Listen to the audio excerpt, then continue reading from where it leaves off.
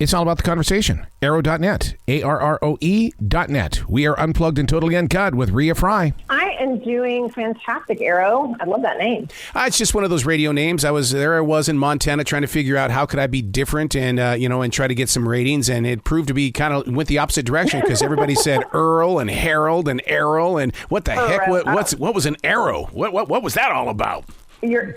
You're talking to someone who no one pronounces my name correctly, so I totally understand. You're so right about that because not even a mile from my house is a road that's called REA, and we call it Ray Road. So last night when I was traveling home, I looked at my wife and I said, "You're not going to believe who I'm talking with tomorrow. Her name is Rea." Rea. My parents had to be difficult and remove the H, which is customary in Rea. So I blame my parents. Well, you are using every creative muscle inside your imagination when you have put this book together, Secrets of Our House, because you know the way to a listener's heart, and you bring up some things inside this story that really gets them activated in their own personal life. Yes, that was my intention. I really love writing about the complexities of relationships, specifically parent-child relationships, and having the reader really question, like, what would I do in this situation, and trying to relate to the characters as much as possible. Well, you know what's really interesting here, and it's almost like an oxymoron. Desi's falling out of love while Jules is falling in love. And I went, oh, two sides of the fence here? Yes. You know, you're the first person that's actually really noticed that. And it's so true. They're kind of mirrors of each other in a strange way because Jules, who's the 17-year-old daughter in this book, is falling in love for the first time, which reminds Desi of all that she doesn't have with her current marriage, but it also reminds her of an old love, Carter, who shows up later in the book. So it's a very interesting kind of parallel dynamic there. One of the main attractions to the book, and I love this about your writing style, is that you do ask the question, what would you do in this situation? Because I picture I used to watch my mother read a book, and she would sit there, and then she'd go, and I'm going, oh my God. Yes, exactly. It's so fun. In my debut novel that came out in 2018, it was about a woman who kidnapped a 5-year-old child to save her from her abusive mother. So I took something that's very black and white, kidnapping, that's never okay to do that. But I wanted to ask the question, like, would you save a child if you had the opportunity to, even though what you're doing is considered wrong? And I just really love playing with those questions, those morals, those ethics, the black and white nature of these principles that we all kind of agree to, and then kind of shifting into the gray area a little bit more. I think it makes it more fun for the reader. How much of this book was put together during a moment of sipping on wine? Because it seems like there's a lot of places in here where it was like, I'm going to take a chance. I love writing. It's funny because I think there's some red wine in the book and lots of coffee and everything. But I actually wrote this during the pandemic. So the book really centers around this big black house, this dream house, this vacation house that we all kind of probably wish we had. Like, oh, I wish I had a vacation home, in the mountains or by the beach. And I found myself sequestered, in 2020, in my home, trying not to kill my husband and daughter because we were around each other so much. So that's why I really wanted to kind of play with this concept of there's this perfect dream house. It's a vacation home. Everything should go according to plan, and it should just be a wonderful summer vacation. And instead, everything kind of starts to unravel. Yeah, this is a big dream home in the state of North Carolina. I don't know if you know this or not, but I'm currently in North Carolina. I know my mountains very well. I love it. Yes, I love it. The Blue Ridge Mountains are my favorite. But this is the first book. I created a fictional town called River Falls. I've never done that before. I always write about real cities. Yeah. But I wanted to try my hand at just creating like my own dream imaginary town. So I found it very freeing, actually, to kind of construct something that someone couldn't say, oh, no, that's not right. Or, no, this street doesn't exist. So it was really fun to be creative that way. Well, from one writer to another writer, how is it that you can put this book together, Secrets of Our House, and then you relinquish it to we, the reader? Because all of a sudden, it doesn't belong to you anymore, Rea. Exactly.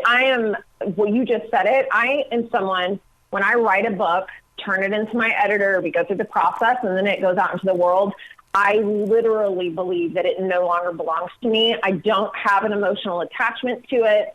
I am always happy to move on to the next project. I'm kind of like a screenwriter in that way, in that I'll just write a project, get it out the door, move on to the next thing. And it's funny, too, because I did write this in 2020, and it's just now coming out. So in my mind, I've already written a bunch of new things. And so it's kind of a reminder to me to go back and revisit it, because I never read my books after they come out. I really put them out into the world and then move forward. Yeah, you're so right about that. I'm glad that you wrote during the pandemic, because I got to be honest with you. I have a podcast that's called Play It Forward, and the reason why I decided to build Play It Forward was because it was dedicated to the artists, the writers, the actors and stuff like that, whose whole world came to a crashing end in March of 2020. And all I wanted to do was share the story. But man, I got beat up bad by a lot of creative minds for even thinking about that. Really? See, I had such an interesting experience because, I was writing in 2020, but I decided to start a business for writers in January of 2020. Wow. My husband quit his cushy job to come be our creative director. And so we created Right Way. Yep. And then the pandemic happened, and I was like, we've ruined our lives. We're gonna go bankrupt. And instead, we were flooded with business, all word of mouth, our referral only, all these people who decided now is the time, I'm going to write a book. If I don't sit down to do it, I'm never going to do it. And we also created a podcast that really demystifies the publishing industry and kind of tells writers what it means to be in this business and how to be an author, and really answer all the questions that no one gives us. So I had an opposite experience where it was just this influx of creativity and people really getting serious about it, which is so cool. Wow. It is called Right Way. There is a podcast that's also attached to it, which I think is fantastic, because people don't understand that podcasting actually began with writers first. It wasn't radio people and comedians. It was the writers that brought it. Yes. Absolutely. Rea, they called me 10 minutes early. I didn't know if that gave me 20 minutes with you because they were 10 minutes early. I hope, if they're listening, can you let me, because I want 10 more minutes with Rea. And if not, then Rea, I'm going to reach out to you, because we need to have a long conversation, because I am so proud of you for getting into the hearts and minds of writers, because there are a lot of hider writers out there, and those hider writers need to release their material. It doesn't belong to them.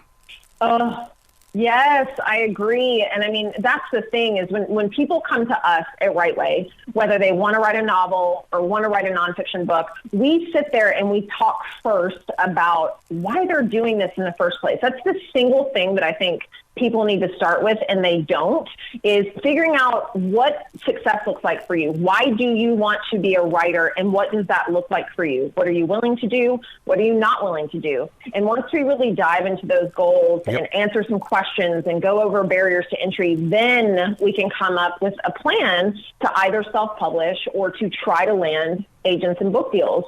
And we've come up with a very specific methodology. And in fact, 65 clients, first-time writers, have landed agents and book deals since 2020, since we started in 2020. We are an extremely small team. We don't say yes to everything, but it has been wild to see people actually putting their work out into the world and creating these careers. Where can people reach you, and so they can find out more about Right Way and stuff like that? Because once again, I need to reach out to you, because I want to have a long, lengthy conversation with you about Right Way and the podcast and stuff. Let's do it. Where can they reach you at? Yeah. Absolutely. So I'm super old school. We don't advertise on social media. We do no marketing, word of mouth referral only. So we drive everyone to our website, which is rightwayco.com, WRITEWAYCO.com. Podcast is on there. People can book free consultations with me, our services, intake forms, newsletter, everything exists on that website. I love it. I'm going to be reaching out to you. Okay, Rea?